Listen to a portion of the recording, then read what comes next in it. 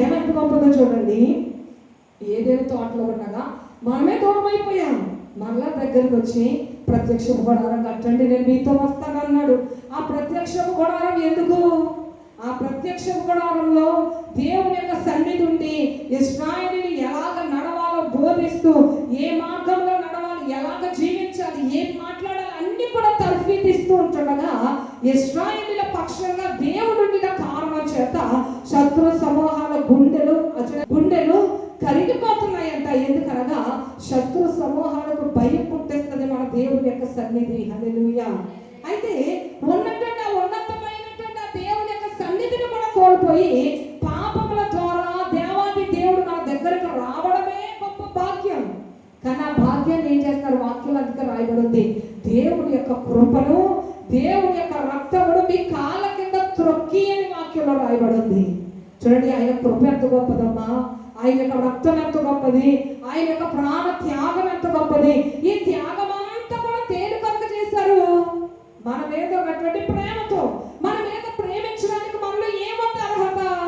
మనం ఏ మాత్రము కూడా యోగ్యం కాదని దేవుడికి తెలుసు, మనం అసమర్థులమని దేవుడికి తెలుసు. అయినప్పటికీ కూడా తన ప్రియ కుమారుణ్ణి బలియాగముగా ఇచ్చినంతగా మనల్ని ప్రేమించాడు.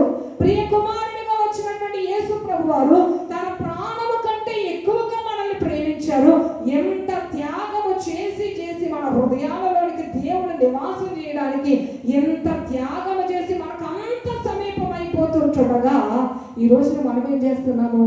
హృదయంలో పరిశుద్ధుడు రావడం మాట్లాడము. ఆ సర్వాధికారి ఐశ్వర్యవంతుడు, చూడండి, బంగారం ఆయనదే, సమస్తమైనదే, తెగులు రాకుండా కాపాడుతానంటున్నాడు, వేటగాని ఉరిలో నుండి నేను విడిపిస్తాను, రక్షిస్తానంటున్నాడు. ఎంత ఘనమైనటువంటి దేవాది దేవుడు హృదయంలోనికి వస్తాకి ఇష్టపడి హృదయంలో నివాసం చెయ్యాలని కోరుకుంటుంటే అయోగ్యమైనటువంటి స్థితిలో ఉన్నటువంటి మనం మాత్రం ఏమంటున్నాము? నువ్వు వద్దు మా ఇంట్లో, నాకు హృదయంలో నీ వద్దు, నా హృదయం పెట్టుకుంటా, నా సమస్తాన్ని పెట్టుకుంటాను, అన్నింటిని పెట్టుకుని నా టీవీని పెట్టుకుంటాను, నేను లోకానుసారమైనటువంటి సంతోషాలు నా హృదయంలో భద్రం చేసుకుంటాను, నా పాపమును పెట్టుకుంటాను అని అన్ని పెట్టుకుని దేవాది దేవుడిని బయటకు వెళ్ళగొడితే దేవాది దేవుడు లేని చోటు ఏమైపోతుందంటే అపవాది యొక్క నిలయంగా మారిపోతుంది. ఇక అపవాది ఏం చేస్తుందమ్మా? మనల్ని అపవాది ఏం చేస్తుంది? ఇక బయటకే రాకుండా మనల్ని నలిపి వాడుండు స్థలంలోనికి ఆత్మను సహితం తీసుకుని వెళ్ళిపోతాడు. దేవుని యొక్క ప్రేమ శాశ్వత కాలము ప్రేమించే ప్రేమ. హల్లెలూయా. చూడండి, దేవుని యొక్క వాక్యంలో రాయబడింది, నరుణ్ణి ఆయన మట్టితో చేశాడని వాక్యంలో ఉంది. చూడండి, ఆయన జీవ వాయువును ఊదాడంట. వాయువును వదగా నరుడు జీవాత్మ ఆయన అని వాక్యంలో రాయబడింది. అంటే దేవుడు ఏం చేశాడు? ఒక మట్టి బొమ్మను చేతులతో చేశాడు. ఆ బొమ్మకు కదలిక రావడానికి కారణం ఏంటి? దేవుని యొక్క ఊపిరి. చూడండి, ఆ యొక్క ఊపిరి మన జీవితంలో ఎంతవరకు ఉంటుందమ్మా? చెప్పడమ్మా, ఊపిరి మన జీవితంలో ఎంతవరకు ఉంటుంది?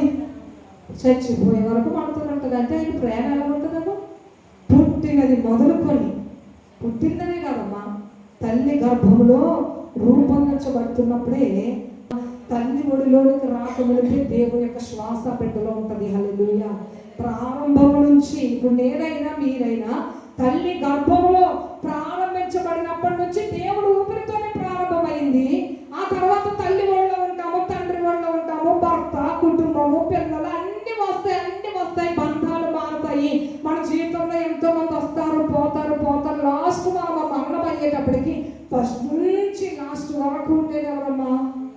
కేవలము దేవుడు మాత్రమే. దాంతో అయిపోయిందా? చనిపోయిన తర్వాత ఏం చేస్తారు? దేవుని యొక్క వాక్యం రాయబడింది, మన్నైనది మన్నులో కలిసిపోతుంది. ఈ యొక్క ఆత్మను దేవాది దేవుడు పరలోక రాజ్యం తీసుకెళ్ళిపోవాలని కోరుకుంటున్నాడు. హల్లెలూయా. అప్పుడు కూడా అనలేదమ్మా దేవుడు. ఆ ప్రేమ అద్భుతమైన ప్రేమ, ఆ ప్రేమ ఆశ్చర్యకరమైనటువంటి ప్రేమ. అందుకే దానిని గ్రహించినటువంటి భక్తులు అంటున్నారు, నీ చాటున నివసిస్తామయ్యా, మా జీవితానికి ఆధారం నీవే, వేటకాని ఉరిలో నుండి మమ్మల్ని రక్షించేది